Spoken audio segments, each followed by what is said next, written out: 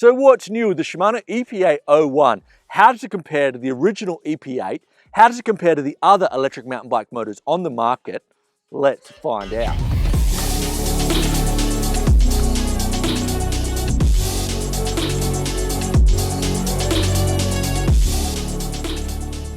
Riders, welcome back to Sam's Bikes, where you know we only talk e-bikes, and today is the 6-week review on the Shimano EP801 on the Canyon Spectral on with a whopping 900 watt-hour battery. It's no secret the original EP8 wasn't perfect, so I was super keen to find out what has changed and how the new EP801 has evolved, and I'm sure you riders are too.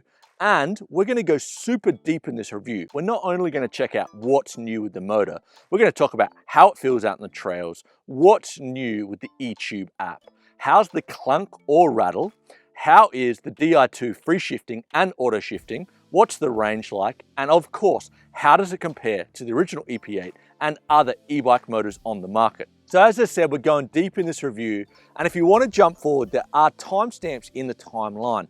Massive shout out to Canyon for sending out the Spectral on. Love this bike, been on it 6 weeks. And a massive shout out to Schwarby, because I've been rocking my tacky chans on this bike. And every e-bike right now, these are my favorite go-to e-bike tires. And riders, if you haven't tried them, I definitely recommend them. Okay, so first up, what is new with the Shimano EP801? Well, we still have the 85 Newton meters of torque, but the peak power has gone from 500 in the EP8 to 600 in the EP801. So that's a whopping 20% power increase on peak power, less clunk or rattle from the motor when going downhill, auto shifting and free shift, which allows you to shift gears without pedaling. And with the 12-speed DEORE XT Di2 drive chains, you can even use free shift in an automatic mode. More configuration and customization in the E Tube app with Fune Tune, giving you up to 15 assistant modes and a new battery management system. So what I've been testing over the last 6 weeks is obviously the Shimano EP801 paired with the Di2 12-speed derailleur. Now, you don't get auto shift with the 12-speed, that's with the 11-speed, but you do get free shift. Now, I want to go through all Shimano's lineup because it did take me a little bit to understand. So first up, we have the original EP8, which has 85 Newton meters of torque, 500 watts of peak power, and is not compatible with free shifting or auto shifting. And then we have the EP6, 85 Newton meters of torque, 500 watts of peak power, 300 grams heavier than the EP8, and it is compatible with free shifting and auto shifting. And then we have the new EP801, which has 85 Newton meters of torque, 600 watts of peak power, and is compatible with auto shifting and free shifting. And then we have the Di2 12-speed hyperglide derailleur, which is compatible with free shifting, but not auto shifting.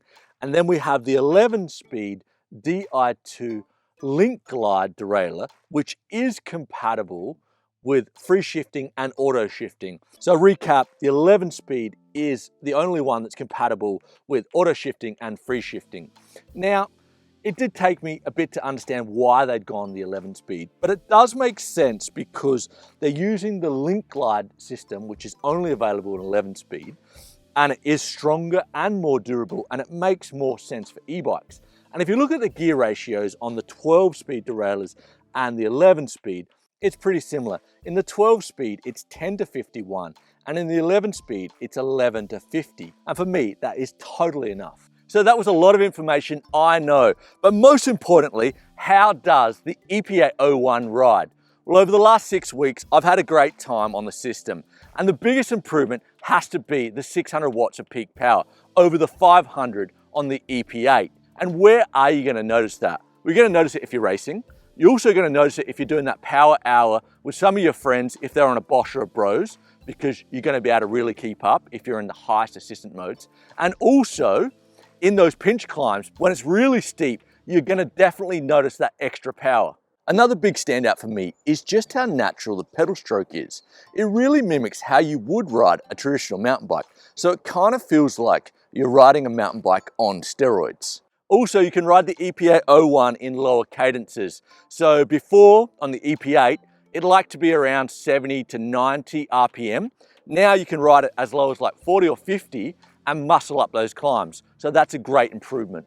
And something I noticed when I was out riding, let's say you're in cadences like 50 or 60 RPM. The motor is very much on off, a lot like Shimano brakes.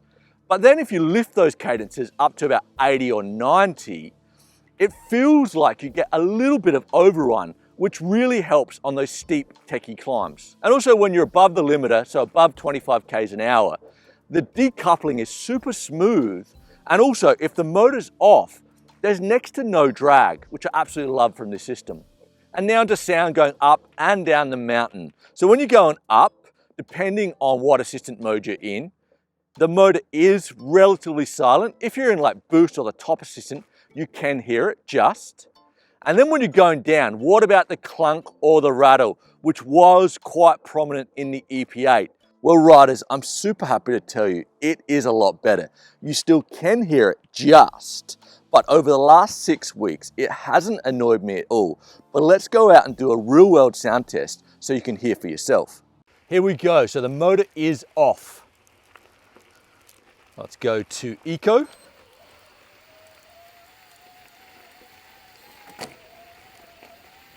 And now Trail.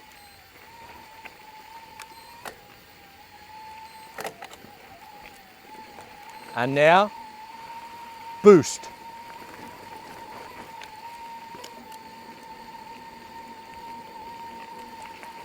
And now back down. Let's look for some chunder.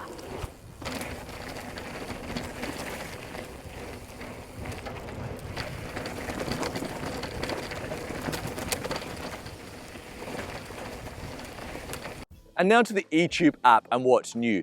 Any Shimano user will be used to Eco, Trail and Boost. But now you've got Fine Tune, which allows you to set the bike up in up to 15 assistant modes, which might sound like overkill, but I've absolutely loved having it set up in 10 assistant modes, also configured to ramp up.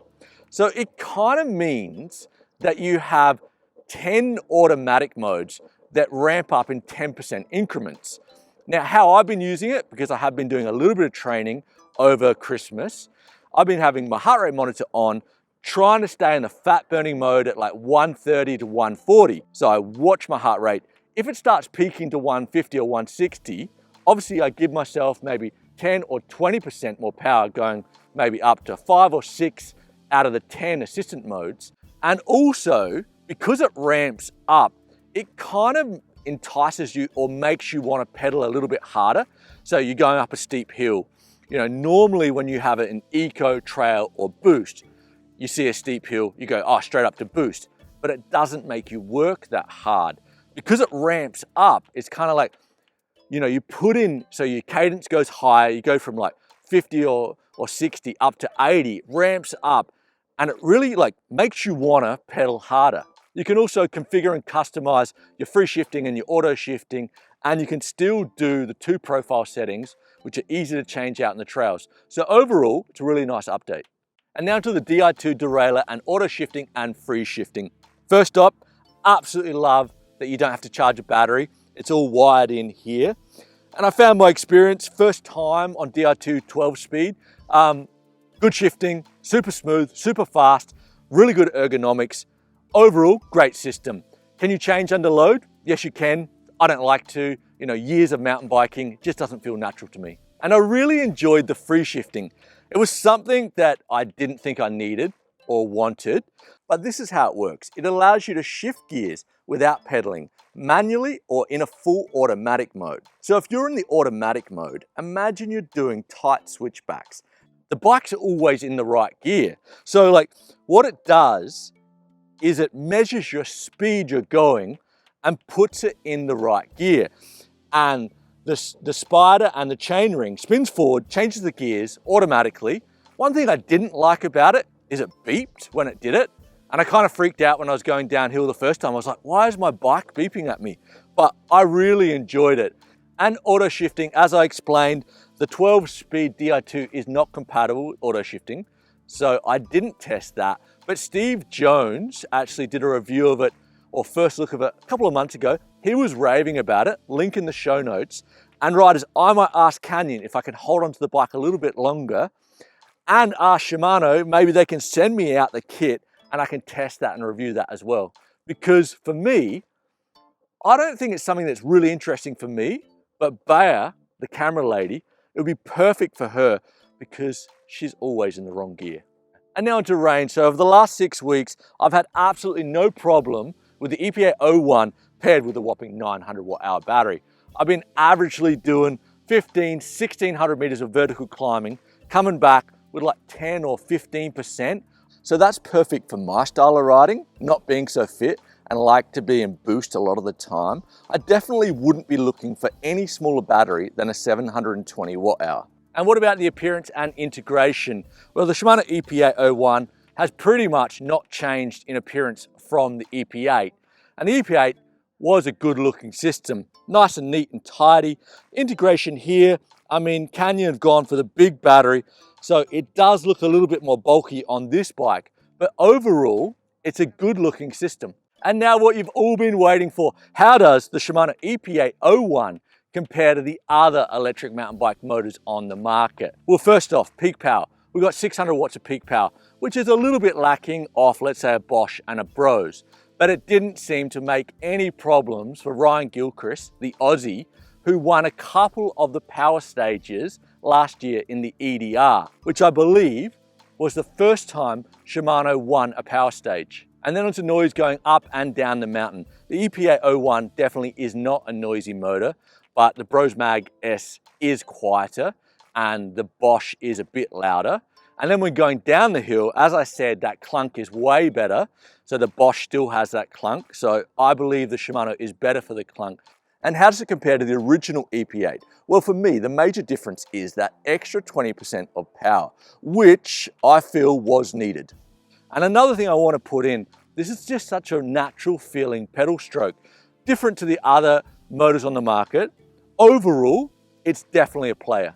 And it's not all gravy, the things I haven't enjoyed about the EP801 or I would like to see improved. First up, we have 5 bars of battery usage, which is 20% increments. I'd love to see 10% increments or even a percentage. As much as I love you don't have to charge any battery on this bike apart from the internal one, I would really like to see the remotes go Bluetooth and wireless. It just makes the cockpit look cleaner. I'd love to see the speed of the connectivity of the app be improved.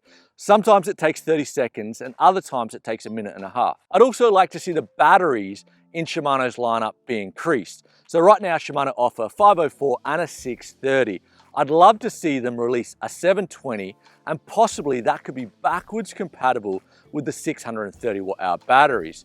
As you see on this bike, we've got a 900 or a 720 with the Canyon Spectral on, and that kind of seems where the market's heading. And lucky last, I love that Shimano have 2 profile settings.